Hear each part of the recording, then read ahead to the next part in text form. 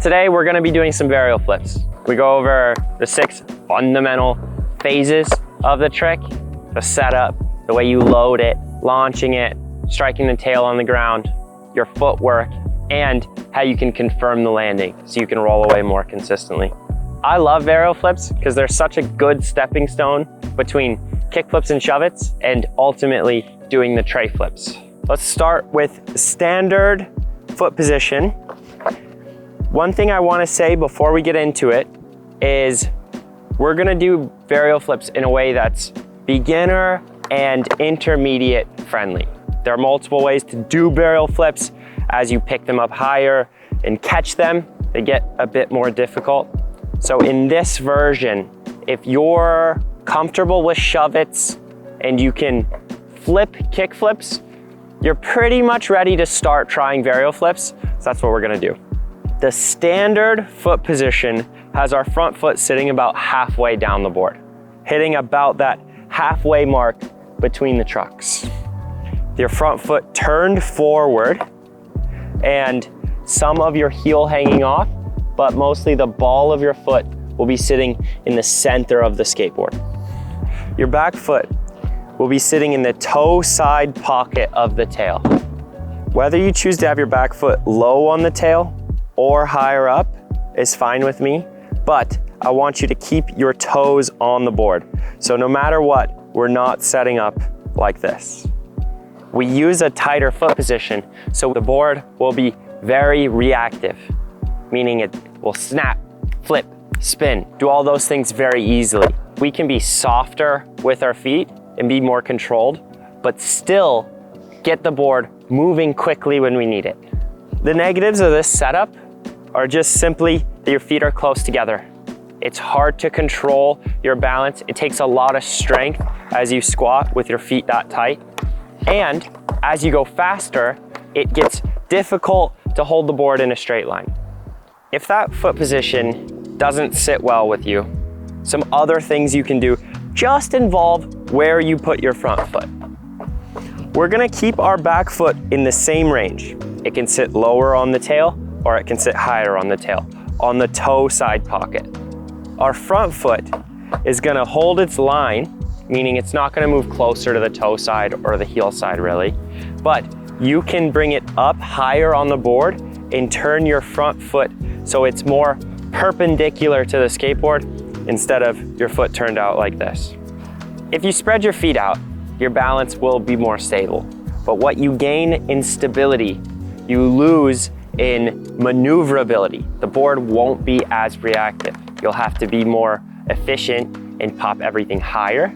You'll have to flick a little bit harder. You're gonna have to use the nose more to control the tail as it flips, but most likely, this is the best setup if you wanna pop them high, catch them, or go downstairs or something like that. Your weight distribution for varial flips will sit pretty evenly between both feet. With your feet being closer together, you have to be very careful not to fall too far over your front foot. If you start balancing too far over your front foot, it's gonna be hard to get the board to rotate and hard to control the flip.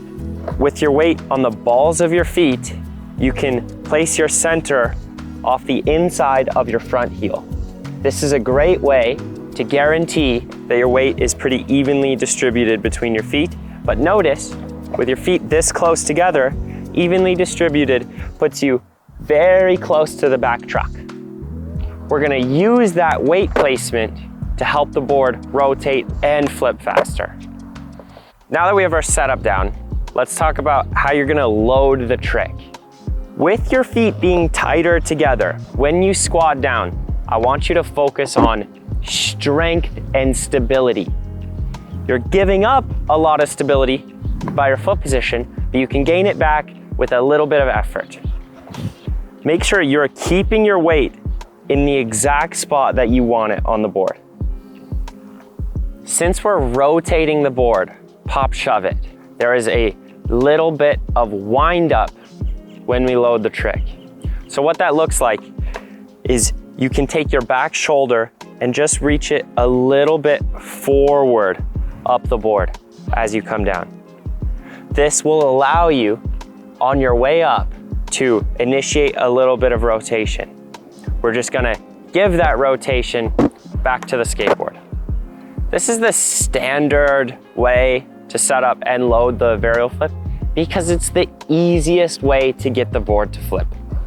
Varial flips can be one of the first difficult flip tricks you can learn, meaning the board is spinning and flipping. It's important to learn, but we want to start with the easiest way. With your feet close, loading up with a little bit of a wind up, you can give the board a lot of power and start seeing what it looks like when it's spinning and flipping. This stage of the trick, just foot position and the way you load it, will take a lot of practice. Don't just breeze over this section thinking that it's not important. Whenever you're watching people do tricks, this is their foundation. So with your feet tight together, with your shoulder a little bit across, and a proper squat, you might have to spend time learning how to get into that position and stay balanced on your board. You're ready to spin, you're feeling like you can push on your back foot and your front foot to hold the board flat. You can hold a squat without the board moving around too much. You're not falling over, touching the ground and then jumping. Focus on strength and really getting into the same spot every time as you're gonna try the trick. If you get into the same spot, you can learn a lot from each attempt because you're taking out a lot of variables. So let's talk about the launch phase now. There's a concept that I really want you to understand. We're getting the board to rotate. That rotational power has to come from somewhere. So we develop that in our body on our way up as we're launching off of the board, and then we give that rotation to the board. Very similar to the way we would start spinning for a 180, but it's just a little different. We'll cover that. What I want you to be aware of is a very common mistake is you wind up a little bit. As you go down, this is when you end up being neutral, and then you're trying to pop from there and spin the board. When you're trying to spin and you don't have any rotation going on the way up, what happens is you start leaning over your back foot because you're trying to gain rotational power out of nowhere. So we want to make sure that we're winding up down into the bottom and then rotating up and out as we're jumping. For a varial flip, it's going to be very small, but the feeling is important and you can definitely find it. If you're working with the second foot position that we talked about, a little bit more focused on stability, all the same principles apply, but you're gonna have to jump a little bit higher. You're gonna have to give a bit more power to the skateboard, both in rotation and with the flick. You're also gonna have to be a bit more patient in the air, watching it flip and being focused more on catching it. All right, let's talk about how the tail strikes the ground. I want you to break the tail down into 3 different sections. So you can zoom in on the tail and we'll show you the middle of the tail, the toe side of the tail, and the heel side of the tail. We want to hit the ground with the toe side of the tail. If we do that, the board will rebound and start flipping, helping you do the varial flip. We want the tail to be moving around the corner a little bit. What I mean is, as you're popping, you can send the tail forward and with a little bit of rotation. Be careful of falling into the trap of trying to over-rotate the board into the tail strike. If the nose gets too far as you're striking the tail, you're gonna lose power in your pop and you're gonna lose control in your flip. It just takes a little bit. Oh, this one's fun. So if you prefer to set up for varial flips with your feet a little bit wider, you can focus more on striking the tail on the ground just like you would for a regular ollie. You can use your front foot to do most of the rotating and all of the flipping. I think this gives you a great feel for flipping your board in a more controlled and comfortable way. So while both of these strategies will give you a varial flip, the way that they feel and the way that you can use them are very different. If you want to go off of a big bank or a stair set, you might find that wider foot position and the slower flip gives you a lot more control. Ultimately, it's important to be able to do both, and skating's not perfect, so your feet are going to be all over the place sometimes, so you should always be able to do a mixture of the two strategies. The way that you're initiating the strike with your back foot is really important. We want the board to rotate a little bit as you're lifting the nose. So it's going to feel like you are pushing or pulling on your back foot as you're sending the tail to the ground. For you beginners out there, just know that we're not scraping the ground with our back foot and the tail on the ground at the same time and throwing the varial flip through. Your back foot will never touch the ground as you pop. So you'll be jumping off of the skateboard with the tail about this far from the ground. After your tail hits the ground and your board is starting to float and spin, the job that your front foot has is to find the heel side rail and just push straight through it. Varial flips might be easier than kick flips for some people because you don't have to focus on bringing the tail in the air as it flips. Since the board is rotating, you can send the nose out sideways, push right through this heel side rail, and the board will flatten out and rotate. The thing that will determine whether your varial flip is more vertical or flatter is where you pop, which section you pop from on the tail, and how much of your front foot you get on the board as you're flipping it. The more you have your front foot on the board during the flip, the more you will flatten the board out.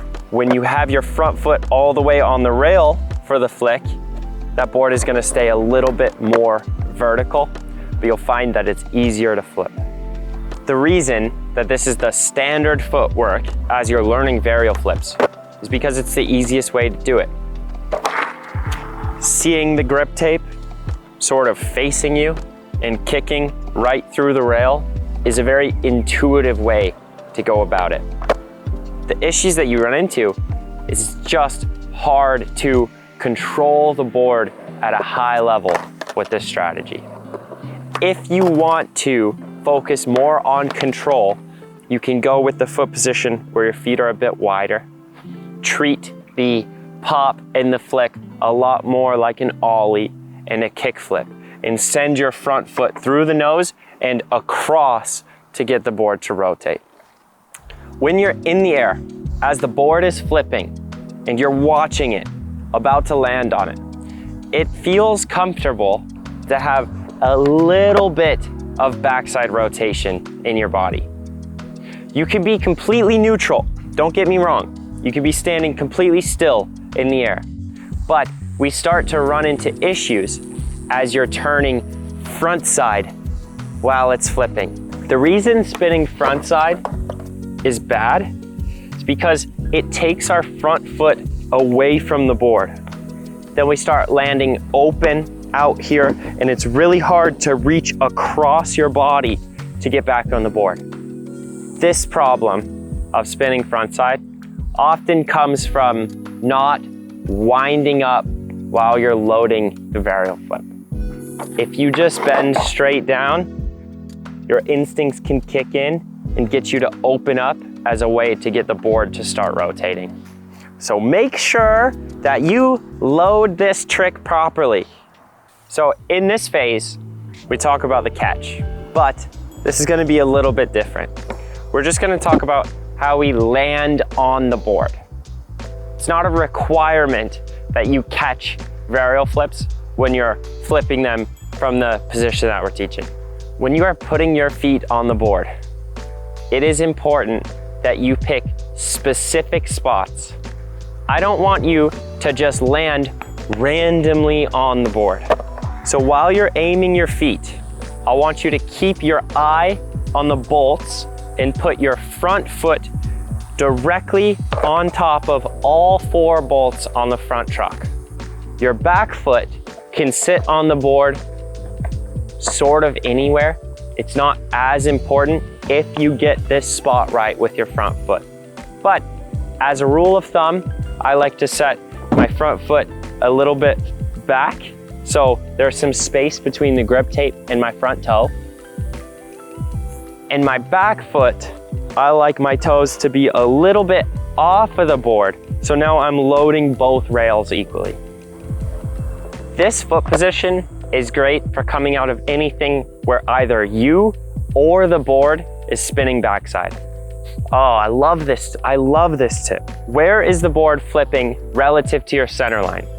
So what center line means is that if you take the center of your foot and draw a line all the way up your body, is the board on your toe side or is it sitting on your heel side?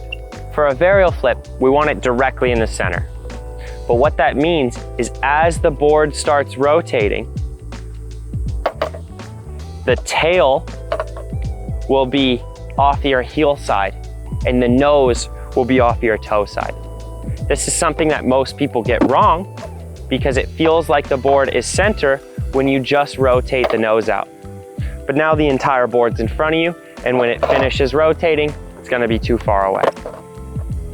When you're standing on a varial flip, you want to be actively confirming the landing and doing things to help you roll away. You don't just want to trap the board to the ground. So the direction that your legs are extending into the ground is really important. So when you're extending your legs to confirm the landing, if you need to help with the rotation just a little bit, you can always push your front foot a little bit in front of you and push your back foot a little bit behind you. If the board is on your center line, you will be able to use this to help finish the rotation and ultimately land varial flips more consistently. It is a great idea to imagine that you are landing the trick on your front foot. This will give you the most balance, and generally the common idea is you'll be slipping backwards. So if you have that in your head, that should help a lot.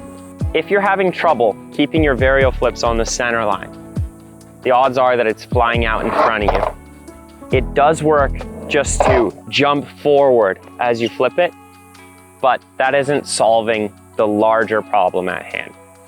To keep the board on your center line, in your setup, make sure that you are using only rotational power and not leaning off the side of the board to get it to spin.